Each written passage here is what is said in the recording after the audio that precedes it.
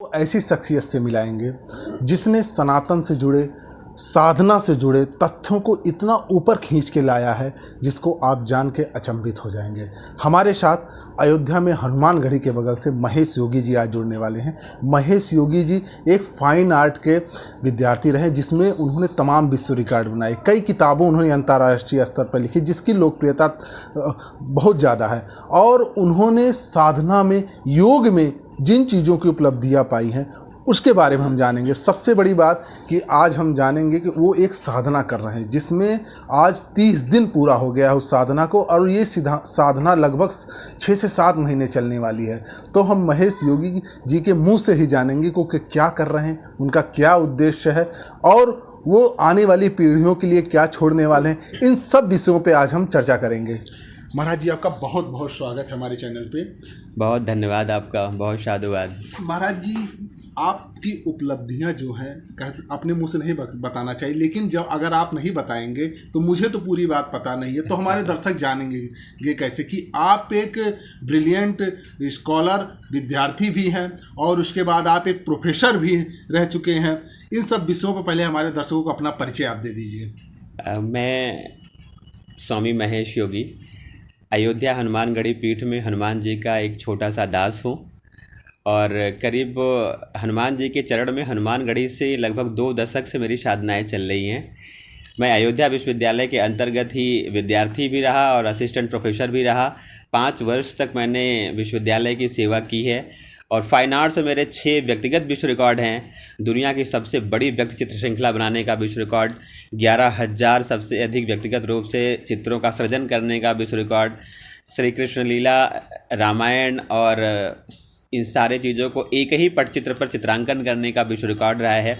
साथ ही मेरे बहुत सारे ऐसे दिव्यांग बच्चे भी आश्रम के रहे हैं जिनको लेकर के मैंने 21,000 पेंटिंग की वर्ल्ड की सबसे बड़ी श्रृंखला विद्यार्थियों द्वारा बनवाई। तमाम पुस्तकों का भी लेखन किया और वहीं योग के क्षेत्र में भी मैं मेवाड़ विश्वविद्यालय के अंतर्गत डायरेक्टर रहा योग विभाग का। और अभी आश्रम से मेरे 85 विश्व रिकॉर्ड समथिंग योग में दर्ज हैं और करीब 18-20 विश्व रिकॉर्ड तो मेरे व्यक्तिगत रूप से दर्ज हैं योग के क्षेत्र में। सन 2017 में माननीय विजय रूपाणी जी चीफ मिनिस्टर गुजरात के नेतृत्व में लगातार 51 घंटे कपालभाति करके कनाडा का रिकॉर्ड मैंने ब्रेक किया था और 2019 में 23 घंटे लगातार कपालभाति किया था मैंने माननीय वसुंधरा जी के निर्देशन में, जो वहाँ की राजस्थान की मुख्यमंत्री रहीं। 1.25 घंटे कपालभाति मैंने माननीय राज्यपाल महोदया उत्तर प्रदेश के निर्देशन में राजभवन के अंतर्गत किया था, जो विश्व रिकॉर्ड है। शीर्षासन में 1.25 घंटे कपालभाति का विश्व रिकॉर्ड रहा है। 1 मिनट में सबसे अधिक समय तक सूर्य नमस्कार करने का विश्व रिकॉर्ड रहा है। 1 मिनट में 21 बार सूर्य नमस्कार करने का विश्व रिकॉर्ड रहा है। तो साहित्य के क्षेत्र में भी अभी 2 पुस्तकें हमारे विश्व रिकॉर्ड के लिए गई हैं। भारत ऋषि जो है इंसाइक्लोपीडिया और दिव्य भारत गौरव ग्रंथ, जिसमें भारत के ऋषियों पर 350 ऋषियों पर मेरा शोध हुआ है और वो विश्व की एक श्रेष्ठतम शोध मानी गई है। तो ये बहुत सारे विश्व रिकॉर्ड रहे हैं और मेरी परिकल्पना ये थी, एक कीर्तिमान बनाना नहीं, मेरी परिकल्पना ये थी कि अगर मेरे आश्रम में 100 बच्चे हैं और 100 के 100 विश्व रिकॉर्ड में दर्ज हो सकते हैं तो संपूर्ण भारतवर्ष क्यों नहीं। तो जो ज्ञान की परंपराएं हमारे यहाँ चलाई जा रही है, क्योंकि मैं विशेष तौर पर जो हमारी क्लासेस चलती हैं वो हिंदी, मैथ, इंग्लिश जैसे अन्य विद्यालय में चलती है, मैं उस तरह से केवल क्लास नहीं लेता। मेरी क्लास जो होती है वो अनाहत पर होती है, मूलाधार पर होती है, जो है आज्ञा चक्र पर होती है, सहस्त्रार्थ पे होती है। मेरी परिकल्पना ये है कि बच्चा केवल भौतिक ज्ञान से न जुड़े, बच्चा तत्व ज्ञान से जुड़े, जो हमारे ऋषियों ने जिस ज्ञान को चरितार्थ किया। जैसे हमारे ऋषियों ने स्वयं में भारत बनकर के दुनिया का नेतृत्व किया है। एक एक ऋषियों ने को देखें अगर तो उनको अलग खड़ा कर दीजिए और पूरे भारत को एक तरफ, पूरे विश्व को एक तरफ, तो उनकी बराबर उनकी क्षमता थी। यहाँ तक कि हमारे पास के ही एक बहुत महान व्यक्तित्व रहे हैं कबीरदास जी। उन्होंने कहा मस कागज छुयो नहीं, कलम गयो नहीं हाथ, लेकिन उनकी तत्व चेतना इतनी प्रबल थी, तत्व ज्ञान इतना प्रबल था, साधना और आध्यात्मिक शक्ति इतनी प्रबल थी कि उन्होंने अपनी स्वचेतना में सब कुछ दर्शन किया और उनकी लिखी हुई एक एक पंक्तियों पर दुनिया आज रिसर्च करती है। ये भारत का आध्यात्मिक ज्ञान है, ये भारत का तत्व ज्ञान है, ये भारत की साधना का ज्ञान है। और मेरी परिकल्पना ये है कि इसी साधना के तत्व ज्ञान से भारत की युवा पीढ़ी जुड़े, इसलिए मेरी साधनाएं चल रही हैं। महाराज जी, ये जो आप विशेष तरह की साधना कर रहे हैं इसके बारे में कुछ बताइए हमारे दर्शकों को। ये मेरी कपालभाति की साधना है। कुछ समय पहले अयोध्या हनुमानगढ़ी पीठ से मैंने आध्यात्म की जागृति के लिए, संपूर्ण भारतवर्ष पर सनातन धर्म के अभ्युदय के लिए और भारत के युवाओं में योग और आध्यात्मिक शक्ति को पल्लवित करने के लिए मैंने एक संकल्प लिया था कि भारत की चारों दिशाओं में 4 योग धाम की स्थापना करें। और उसके निमित्त मैंने चारों दिशाओं को चिन्हित भी किया। पश्चिम भारत गुजरात में रुद्रधाम, उत्तर भारत जम्मू कश्मीर में हनुमत धाम, दक्षिण भारत केरला में रामेश धाम, पूर्वी भारत मेघालय में पिगाउछ धाम और अयोध्या की भूमि पर केंद्र के रूप में ब्रह्मर्षि वशिष्ठ योगपीठ की स्थापना। मेरी परिकल्पना थी कि अयोध्या से श्री हनुमान जी महाराज की इन सभी पीठों में स्थापना हो और इनके परिधि में 4 धाम, 12 ज्योतिर्लिंग, 51 शक्तिपीठों की विग्रह स्थापित हो और साथ में ही भारत के जो प्रणेता ऋषि हैं, जिन्होंने स्वयं में भारत बन करके दुनिया का नेतृत्व किया और भारत को विश्व गुरु बना दिया, भारत को सोने की चिड़िया बना दी, ऐसे ऋषियों का दर्शन क्या था, ऐसे ऋषियों के विचार कैसे थे, इन ऋषियों की तप और साधना कैसी थी, इसको जानने के लिए युवाओं को पूरे इन चारों योगधाम में 321 ऋषियों का चयन किया मैंने कि उनकी भूमि से, उस भूमि से उनकी विग्रह और मृतिका ला करके उनकी स्थापना हो। इस स्थापना के निमित्त पूरे भारतवर्ष के 51,000 धर्मस्थलों की, धर्मपीठों की, विद्यालयों की, विद्या केंद्रों की मिट्टी भी मैं वहाँ संकलित करा रहा हूँ कि संपूर्ण भारतवर्ष का बीज उस भूमि पर संकलित हो। जिस तरह से भगवान सूर्य ने संपूर्ण चर चराचर को ऊर्जा प्रदान किया है और ऊर्जा प्रदान करने के लिए हम सब जीवांत रूप में कार्य करते हैं, उसी तरह से भारत की माटी में कौन सी शक्ति है, भारत की माटी में कौन सा वेद व्याप्त है, जहाँ के एक एक धर्मस्थलों में हजारों मस्तक रोज टिक जाते हैं। इसलिए उन सारे धर्मस्थलों की मृतिका पर रिसर्च करने के लिए, शोध करने के लिए और योगधाम में संपूर्ण रूप से ऊर्जा को व्याप्त रखने के लिए चारों योगधामों के अंतर्गत पूरे भारतवर्ष के धर्मस्थलों की मृतिका भी सम्मिलित कराई जा रही हैं और ये कार्य चल रहा है।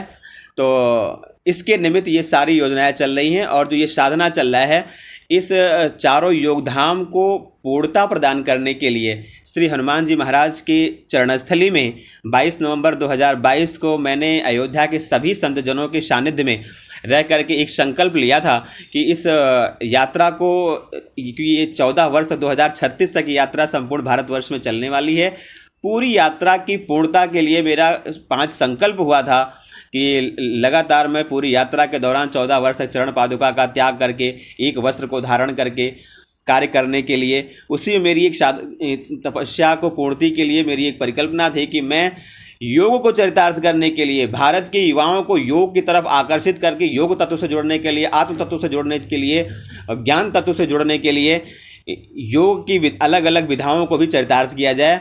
जैसे हमारे भारत के प्राचीन ऋषियों ने इसको चरितार्थ किया है, देवराहा बाबा ने खेचरी मुद्रा को चरितार्थ कर दिया, अय्यंकर योग ने या सुदर्शन योग हमारे सब तमाम चल रहे हैं। उसी तरह से मेरी कपालभाति, क्योंकि हमारी कपालभाति एक महत्वपूर्ण योग विधा है, उसकी महात्म संसार के समक्ष आए, इसको लेकर के मेरी साधना कपालभाति की आरंभ हुई और मैंने संकल्प लिया था कि 11 दिवस तक अनवरत कपालभाति की साधना करने के लिए, जिसका निर्धारण मैंने किया है राजधानी दिल्ली में या सितंबर माह में होने वाली है। और उस साधना की पूर्ति के लिए, पूर्वाभ्यास के लिए मैंने अयोध्या अपने निज आश्रम पर लगातार 6 माह तक 11 घंटे अनवरत भोजन को त्याग करके कपालभाति करने का संकल्प लिया था, जिस साधना का लगभग 30 लाख कपालभाति मैं कर चुका हूं और 1 महीने कल आज पूर्ण हो रहे हैं। महाराज जी, ये जो आप साधना कर रहे हैं, आप योगी हैं, आपके लिए सहज है, लेकिन जो गृहस्थ हैं, भारत में जो सबसे ज़्यादा गृहस्थ लोग हैं, आप क्या उनको संदेश देना चाहेंगे? उनको किस तरह की साधना करनी चाहिए ताकि वो सांसारिक जीवन में अपने सभी चीज़ों को प्राप्त करते हुए देवत्व को प्राप्त करें? हमारे यहाँ योग में कई धाराएं हैं। हम लोग कर्म योग भी करते हैं, राजयोग भी करते हैं और योगाभ्यास भी करते हैं। लेकिन रीज़न क्या है कि भारत की भूमि पर कोई व्यक्तित्व साधारण नहीं है। हम ऋषियों के संतान हैं, हम देवताओं के संतान हैं। हमारी जो ऊर्जा शक्ति है वो अपरमीय है, विलक्षण है, क्योंकि हम साधारण तो है ही नहीं है। और इस माटी में, भारत की भूमि पर जन्म लेने वाला कोई भी जीवात्मा साधारण नहीं है। बस रीज़न क्या है कि हम हनुमान जी की तरह अपनी शक्तियों को कभी कभी भूल जाते हैं। तो हमारी ये साधना इसलिए चल रही है कि भारत के युवाओं, भूले हुए युवाओं को, भटके हुए युवाओं में उस शक्ति को पुनर्जागृत करने के लिए, उनकी मेमोरी को खोलने के लिए। क्योंकि आज मैं देखता हूं कि जिस भारत जैसे देश में जहां 70% युवा पाए जाते हों, दुनिया की सबसे बड़ी युवा शक्ति हो, और वहां का अगर युवा विवेकानंद जी के पदचिन्हों से भटक करके, भगवान शंकराचार्य जी के पदचिन्हों से भटक करके एक आइकॉन बनने की जगह एक फॉलोवर बन जाता हो, तो हम जैसे ऋषियों की ये कर्तव्य बन जाते हैं कि अपनी चेतना से, अपनी साधना के बल पर एक ऐसा प्रतिबिंब समाज को दिखा देना कि हमारी जो युवा पीढ़ी है वो अपनी आत्मिक शक्ति को पहचान सके, और योग की धारा में आकर के, आध्यात्म की धारा में आकर के अपनी प्रज्ञा शक्ति को जागृत करके राष्ट्र के लिए एक अभ्युदय का काम कर सके, और भारत को विश्व गुरु के रूप में स्थापित करने का पहल कर सके। क्योंकि भारत की जो भूमि है,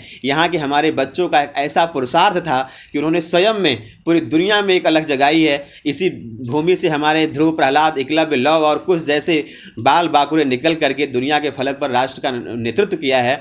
तो मेरी परिकल्पना है कि हम उन्हीं की संतति हैं। हमारे देश का एक एक बच्चा योग के पुरुषार्थ से, तप के पुरुषार्थ से, अपनी जो है योग प्रज्ञा से आत्मज्ञान के वैभव को प्राप्त करे, और भारत का एक एक बच्चा पुरुषार्थी हो, योगी हो, तपोनिष्ठ हो, और सनातन धर्म के अनुरूप संस्कारों को लेकर के भारतीय संस्कृति का अभ्युदय करे और भारत को पुनः विश्व गुरु के रूप में स्थापित करे। महाराज जी, एक सवाल रहेगा हमारा, जैसे ये साधनाएं आदमी को चैतन्यता को बढ़ाती है, जैसा मैंने समझा है जो आप बता रहे हैं, लेकिन जो मूलभूत चीज़ें हैं उसमें ये साधना कैसे मदद कर सकती है? जैसे कोई बेरोजगार है, किसी की गरीबी की समस्या है, तमाम समस्याएं, किसी की कोई समस्या, उसमें किस तरीके की साधना करे, क्या करे कि वो अपनी इन समस्याओं से मुक्ति पाए? हर समस्याओं की मुक्ति के लिए विशेष रूप से ध्यान की साधना होनी चाहिए। ध्यान की जब हम साधना करते हैं तो हमारी जब मेमोरी बिल्कुल प्रकृति की तरफ आकर्षित हो जाती है। क्योंकि हमारी जो ये 5 इंद्रियां हैं, चित्त, जल, पावक, गगन, समीर, 5 तत्वों से हमारा शरीर बना है। और जब हमारी शरीर परमात्मा जो ब्रह्म है, ब्रह्म जो है मतलब ये 5 शक्तियों से पूरा ब्रह्मांड बना हुआ, चित्त, जल, पावक, गगन, समीर, तो जो हमारी चेतना उस परम ब्रह्म से के परिपेक्ष में पहुंच जाती है, तो जो शरीर की भौतिक चीज़ें हैं उसकी पूर्ति परमात्मा के द्वारा होने लगती है। तो हम जैसे हमें भौतिक साधनों में क्या चाहिए, सुख शांति चाहिए, लेकिन सुख शांति हमें अपने द्वारा बनाए हुए संसाधनों से नहीं मिल सकते। जब तक हमारी चित्त न शांत हो, जब तक हमारी मेमोरी में शांति ना हो, जब तक हमारा मन और मस्तिष्क ना शांत हो, तब तक हमें किसी भी प्रकार की शांति नहीं मिल सकती और हम यूं ही भटकते रहते हैं। तो इसकी पूर्ण शांति परमात्मा के सानिध्य मिल सकती है। परमात्मा परमानंद है, परमात्मा सुख का सागर है, परमात्मा आनंद का सागर है। और जब हमारा चित्त परमात्मा के परिपेक्ष में हम एक कलकल नदी के रूप में पहुंच करके परमात्मा, सिंधु रूपी परमात्मा के सानिध्य में पहुंचते हैं, तो हमारे जो शरीर की उलझन होती है, जो हमारे शरीर की कलकलाहट है, जो हमारे शरीर की छलकन है, वो परमात्मा के सानिध्य में पहुंच करके शांत चित्र को, समुद्र को धारण कर लेती है, और हमारा मस्तिष्क एक नदी से समुद्र के रूप में परिवर्तित हो जाता है। और जब हम सागर बन जाते हैं तो हमारे अंदर बिल्कुल शालीनता आ जाती है, सरसता आ जाती है, और हम अनंत हो जाते हैं, व्यापक हो जाते हैं, अनादि हो जाते हैं, उस परम सत्ता को प्राप्त कर सकते हैं। और एक साधारण सा व्यक्तित्व भी एक किसी भी परिक्षेत्र में की पराकाष्ठा पर जाकर के एक नई बुलंदी प्राप्त कर सकता है। ये साधना सिखाती है। और इसके लिए मैं नियमित तौर पर, अभी मैं अपने आश्रम की बात करूँ, मेरे छोटे छोटे बच्चे विश्व रिकॉर्ड में दर्ज हैं, क्योंकि वो साधक हैं, और अभी तक मैं उनकी 4 चक्रों पर केवल साधना करा चुका हूँ। और 4 चक्रों की साधना की प्रबलता ये है कि हमारे आश्रम का एक एक बच्चा इतना आत्मनिष्ठ है, इतना संकल्प सिद्ध है कि स्वयं परमात्मा से जुड़ करके अपनी शक्तियों को अचीव करता है। इसलिए मैं देश से भी आह्वान करना चाह रहा हूँ कि सारे युवाओं को प्रतिदिन कम से कम 20 मिनट ही सही, लेकिन इन 4 चक्रों पर ध्यान जरूर करना चाहिए, जिसमें सहस्त्रार्थ, मूलाधार, अनाहत और आज्ञा चक्र। महाराज जी, एक सवाल और आपसे कि ये जो समाज में एक भ्रांतियाँ फैली, ये कर दीजिए, ये मिल जाएगा, मेरा कहने का मतलब टोने टुटके पे, उस पर आपके क्या विचार हैं? जैसे कुछ बताया जाता है, कोई बताता है इसको करने से लक्ष्मी प्राप्ति होगी, इसको करने से शत्रु का नाश होगा, इस पे आपके क्या विचार? ये बहुत ज़्यादा समाज में फैला हुआ है, ये कहाँ तक सही है या कहाँ तक गलत है? देखिए, रीजन क्या है, ईश्वर के बिना आदेश के सृष्टि से पत्ता नहीं हिलता। और अभी मैं चर्चा कर ही रहा था कि महाराजा भोज ने लिखा था अपने ग्रंथावली में कि पुरुषस्य भाग्यम त्रिया चित्तम दैवो न जानात कुतो मनुष्य, मनुष्य के भाग्य को कोई नहीं जानता है। और भगवान कृष्ण जी गीता में केवल कर्म को महत्व दी है। तो जब तक हम कर्मशील नहीं होंगे, जब तक हम तपोनिष्ठ नहीं होंगे, तप की शक्ति से ही, तप बल विप्रशदाम्बरियाना, हमारी जो आत्मिक शक्ति है, जो हमारी चेतना की शक्ति है, वो सर्वोपरि है। बाकी ये सब समाज की भ्रामक चीज़ें हैं। मैं समाज को से आग्रह भी करता हूँ कि इन सारी भ्रामक चीज़ों से दूर हो जाएं, साधना के परिप्रेक्ष्य में आकर के अपने तप की शक्ति को, आध्यात्म की शक्ति को, अपने ज्ञान तत्व को, अपनी प्रज्ञा चक्षु को जागृत करें और आत्मदर्शी बने। स्वदर्शन करके अपनी शक्ति को पहचानें, राष्ट्र के लिए, समाज के लिए, स्वयं के लिए कार्य करें। यही आपका पुरुषार्थ आपको आपके आत्मशक्ति को प्रबलता प्रदान करके आपको देवत्व प्रदान करेगी। बाकी जो बाह्य शक्तियां हैं ये नकारात्मक हैं, भ्रामक हैं। हमेशा 100% हमारी अगर सोच पॉजिटिव हो, हर एक विषम परिस्थितियों में भी अगर हम पॉजिटिव दृष्टिकोण को लेकर के पॉजिटिव सोचते हैं तो हमारे अंदर नकारात्मक शक्तियों का प्रवेश नहीं हो सकेगा। और जब हमारे अंदर नकारात्मक शक्तियों का प्रवेश नहीं होगा तो हम 100% सकारात्मक दृष्टिकोण में सोचेंगे।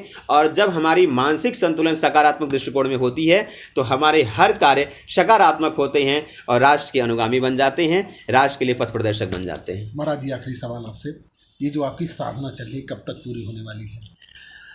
ये जो मेरी कपालभाति की साधना श्री हनुमान जी महाराज के चरण में चल रही है। श्री हनुमान जी महाराज अष्ट सिद्धि नवनिधि के दाता हैं और आप परिकल्पना करिए कि हनुमान जी को अष्ट सिद्धियाँ प्राप्त हैं। हनुमान जी अड़िमा लघुमा हर रूपों को बदल देने वाले माहिर जो है योगी हैं। जैसे उनको जो लंका में प्रवेश करना हुआ, लंकिनी के सामने आए तो अति लघु रूप धरे, कभी नगर कीन पैसार, सुरसा के सामने पहुंच गए, कनक भूधराकार शरीरा, समर भयंकर अति बलवीरा। तो हनुमान जी के पास संपूर्ण शक्तियां थीं और हनुमान जी अष्ट सिद्धि योग के दाता हैं। और इसके बल पर हनुमान जी ने इतना बड़ा पुरुषार्थ अर्जित कर लिया कि चारों युग प्रताप तुम्हारा, जिसका प्रताप चारों युग में खंडित ना हो, जिसका प्रताप चारों युग में कम ना हो, वो हमारे हनुमान जी हैं। और हनुमान जी की शक्ति जो है योग से थी, इसलिए हनुमान जी के चरण में मेरी योग साधना चल रही है। और ये तो अभी एक छोटी सी साधना हमारी जो 6 महीने की चल रही है, 6 महीने की साधना और फिर लगातार 11 दिवस की कपालभाति की साधना। उसके बाद भी मेरी परिकल्पना ये है कि योग के क्षेत्र में और भी अलग अलग विधाओं में अलग अलग शक्तियों को समाज की तरफ रखा जाए, जिससे हमारा युवा हनुमान जी के चरणों के प्रति समर्पित होकर के हनुमान जी की योग तत्व के बारे में जाने।